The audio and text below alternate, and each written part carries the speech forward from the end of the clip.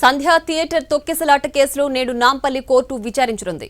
Committal band నేపథ్యంలో నిందితులందరూ కోర్టుకు హాజరు కావాలని ఆదేశించింది. ఈ మేరకు గత విచారణలో అల్లు అర్జున్ వర్చువల్ గా హాజరవగా ఇద్దరు నిందితులు హాజరు కాకపోవడంతో కేసు విచారణను ఇవాళ్టికి వాయిదా వేసింది. అల్లు అర్జున్ ప్రస్తుతం ముంబైలో ఉండడంతో ఇవాళ కూడా ఆయన వర్చువల్ గానే విచారణకు హాజరయ్యే అవకాశం ఉంది.